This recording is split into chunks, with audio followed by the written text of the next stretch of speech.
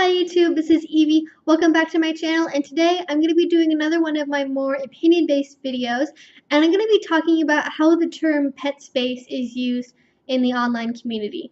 And the reason why I wanted to make this video is because I've noticed a lot, as per usual, on Tumblr and Instagram, people who are in the pet play community online using the term really frequently. I see a lot of videos, a lot of photos and selfies of people saying how deep in kitten space they are, how deep in pet space they are, and for me, my inclination is that how can you be in pet space if you're able to operate a phone and use filters and use the English language completely as normal? And I realized that over the last 5-10 years, when pet space and BDSM in general has gotten more popular and more in the public eye, the old definitions and the old usage of the word has changed. And of course, because most people that are in my age range, so like 25 to 18, they're getting introduced to pet play and BDSM through things like Instagram and Tumblr. So I do, want to address why that term has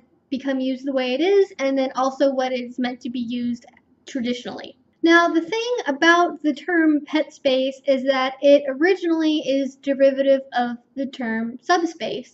The term subspace is used to refer to a very intense psychological state that a submissive sometimes enters after a particularly long and grueling scene, whether that be through pain or just sheer duration of it.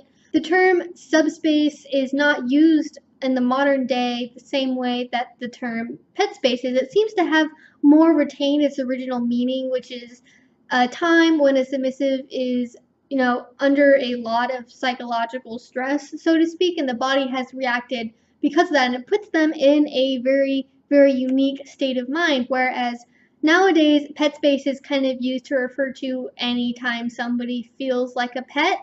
And that's not what it means originally. When people actually considered pet play to be a very extreme form of lifestyle because of the nature of pet space. And what made pet space different than subspace was, even though there was an element of submission going on through pet space, especially because it tended to be more focused in humiliation and degradation, it was considered more extreme because in addition to the fact that they were going under all that psychological stress, they couldn't use the English language anymore. They had lost their ability to make rational decisions and have rational human thought. Pet space was basically used to refer to when you get extremely close mentally to feeling like an animal, to the point where you start to actually lose your ability to communicate and understand the world in the way that a human does. And I would also compare it to a really deep meditative state, depending on the nature of the scene that you're doing and the nature of your relationship. When you're really in a deep meditative state, or when you're in really deep pet space, because of the fact that sort of all those service thoughts are supposed to go away, and you're not really thinking about anything in particular, it can also be very relaxing.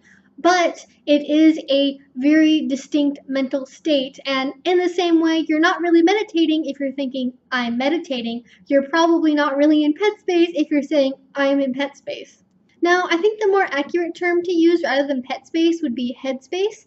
That's obviously a lot more of a general term, but in my own personal experience, I relate headspace more to the idea of when I'm trying to act like a dog, like consciously trying to act like a dog, or when I am dressed up like a dog, or I am just generally doing some dog-like behavior. But at the same time, when I'm in headspace, I am able to retain my, human faculties. I'm able to properly communicate. I'm able to make decisions well. Basically, all the stuff I would normally be able to do as a human, whereas in pet space, a lot of that ability is lost. The question then becomes, why do people use the term pet space that way if it's not the original meaning? Well, ignoring the fact that languages are constantly transforming themselves, I think it again relates to the fact that people are coming to pet play and coming to BDSM through places like Tumblr and Instagram. And unfortunately, in a lot of those places, depending on what blogs you're on, pet play and BDSM in general are seen as sort of ways to get famous, or at the very least, sort of a competition to be the most pet or the most kitten. And that is not what BDSM is about at all, but people still want to be able to be a part of the community and they want to be famous within the community. And the way to become famous in the community is to be the most pet or the most kitten. And Petspace or Kitten Space is the pinnacle of being a pet or being a kitten, at least in the minds of a lot of people who are participating in my younger age bracket of 25 to 18.